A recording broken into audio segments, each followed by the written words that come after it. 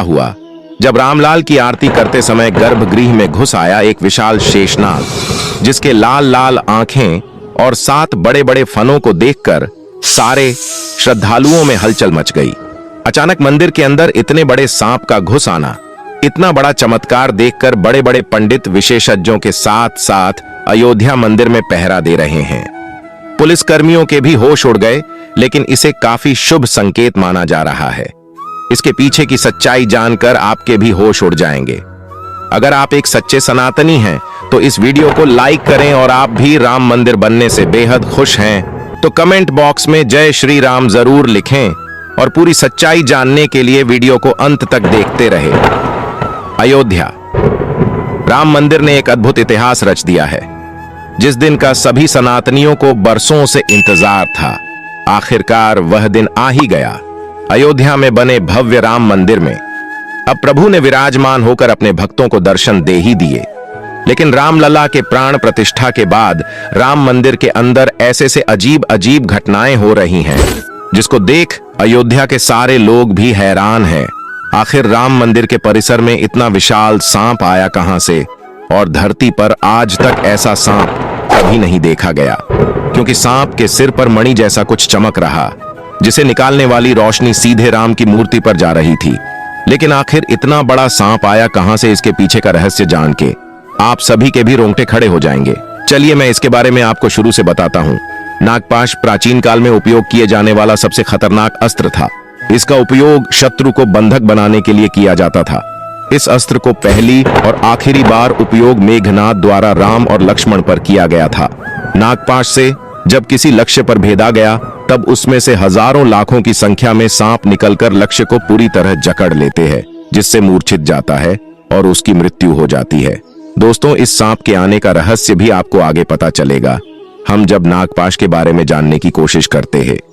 तो इंद्रजीत की पत्नी सुलोचना सांपों के राजा दक्ष की बेटी थी, और इसी कारण इंद्रजीत की पहुंच दुनिया के महाभयानक सांपों तक थी। इन्हीं विशिष्ट महाभयानक सांपों के बीज से उसने नागपाश का निर्माण किया था। नागपाश का उपयोग इंद्रजीत के सिवा कभी किसी ने नहीं किया, और शायद इंद्रजीत की मृत्यु के साथ इस अस्त्र की जानकारी भी समाप्त हो जाती है। लंका की ओर से अगर किसी एक का नाम सर्वश्रेष्ठ योद्धा कहकर लिया जा सकता था, तो वो था इंद्रजीत। इंद्रजीत को ब्रह्मदंड पाशुपतास्त्र के साथ सैकड़ों दैवी अस्त्र पता थे। युद्धभूमि पर वो अपने पिता रावण से कई गुना ज्यादा खतरनाक था। रामायण युद्ध में जब इंद्रजीत युद्धभूमि पर आता है, तो वो हजारों वानरों का संहार करने लगता है। तब प्रभु राम और लक्ष्मण उसके सामने युद्ध करने हेतु दोनों ओर से घमासान युद्ध शुरू होता है। इंद्रजीत के हर बाण का जवाब प्रभु राम और लक्ष्मण के पास होता है, तो प्रभु राम और लक्ष्मण के हर बाण का तोड़ इंद्रजीत के पास। शायद इंद्रजीत उस दिन अपने पराक्रम के चरम पर था। दोनों महाप्रतापी योद्धा प्रभु राम और लक्ष्मण मिलकर भी उसको हरा नहीं पा रहे होते। हर अस्त्र का जवाब किसी दूसरे अस्त्र से दिया जा रहा था। कोई भी हारने को या पीछे हटने को तैयार नहीं था। तब उस हालत में इंद्रजीत नागपाश का उपयोग करता है। ऊपर से साधारण दिखने वाले इस बाण को प्रभु राम भांप नहीं पाते, और मेघनाद का ये अस्त्र प्रभु राम और लक्ष्मण को जकड़ लेता है। जब कोई भी इस अस्त्र का तोड़ नहीं निकाल पाता, तब भगवान श्री राम की मुक्ति के लिए खुद भगवान गरुड़ को अपने परिजनों को भेजना पड़ा था। इंद्रजीत यह जान चुका था कि वह जिसे लड़ाई कर रहा है वह साक्षात भगवान विष्णु है। उसने अपने पिताजी रावण को समझाने की काफी कोशिश की, लेकिन रावण ने उसकी एक बात भी नहीं सुनी, और वह अपने पिता की आज्ञा का पालन करते हुए स्वर्ग सिद्धार गया। लेकिन इस विशाल सांप के आने का असली वजह आपको आगे पता चलेगा। दरअसल चारों भाइयों के साथ रामलल्ला की छोटी प्रतिमा और 5 फुट की बालक स्वरूप रामलल्ला की बड़ी प्रतिमा गर्भगृह में स्थापित की गई। सबसे पहले तो प्राण प्रतिष्ठा में जितने भी हमारे यहाँ देवता हैं, नवग्रह हैं और जितनी राशियां हैं, सभी को शांति करने के लिए पूजा अर्चना हुई। यह सब करने के बाद में मूर्ति के शुद्धिकरण किया और मंत्र जाप शुरू किया गया। ये मंत्र काफी वैदिक होते हैं। इन मंत्रों में ऐसी शक्ति होती है कि यह किसी भी मूर्ति के अंदर प्राण डाल सकते हैं। लेकिन जब प्राण प्रतिष्ठा का कार्यक्रम चल रहा था, इस दौरान वहां पर एक ऐसा चमत्कार हुआ जिसे देखकर सभी पंडितों के और वहां खड़े सब लोगों के होश उड़ गए। गर्भगृह में प्रभु श्री राम की मूर्ति में चरणों के पीछे से अचानक सांप का एक छोटा बच्चा वहां निकल आया, जिसे देखने के बाद सभी लोगों का यही मानना था स्वयं शेष नाग ने प्राण प्रतिष्ठा के इस कार्यक्रम में आहुति दी है। सभी लोगों ने उन्हें प्रणाम किया और सुरक्षित तरीके से बाहर मंदिर परिसर के बाहर छोड़ दिया गया।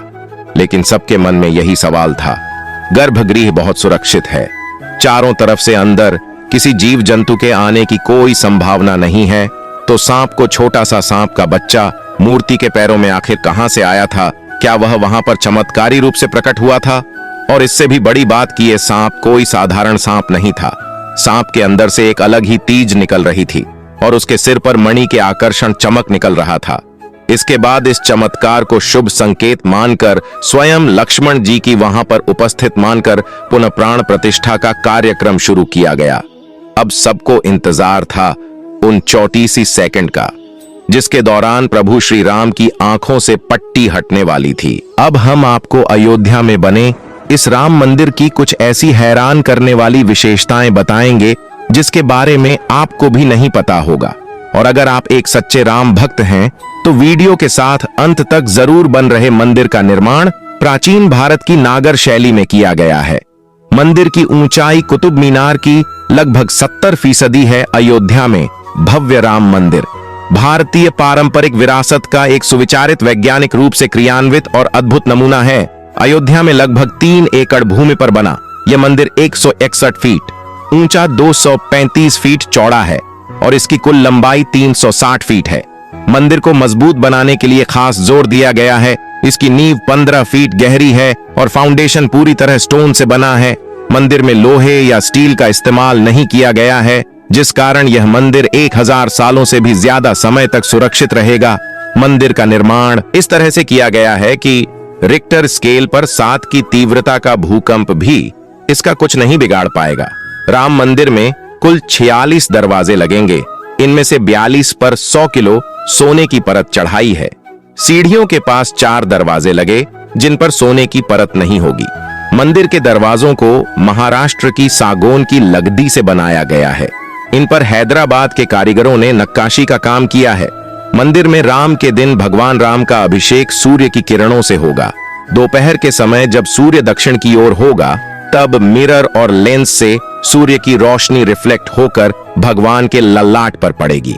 सच में दोस्तों, राम मंदिर का इतिहास बहुत बड़ा है और हम सभी इसके इतिहास के सामने बहुत छोटे हैं नल। लेकिन यह हमारा सौभाग्य है कि हम राम मंदिर को बनता हुआ अपनी आंखों से देख पाए। हम नमन करते हैं उन सभी कार सेवकों को जिनके बलिदान से हमें आज का यह दिन देखने को मिला है। आप भी नीचे कमेंट बॉक्स में उन्हें श्रद्धांजलि जरूर दें। और अगर आपको यह वीडियो पसंद आई है और अगर आप एक सच्चे राम भक्त हैं तो वीडियो को लाइक करके कमेंट बॉक्स में जय श्री राम जरूर लिखें। रोजाना ऐसी ही सत्य चमत्कारी घटनाएं देखने के लिए हमारे चैनल को सब्सक्राइब करके बेल आइकन प्रेस कर लें। अभी के लिए आप सभी दर्शकों को हर हर महादेव।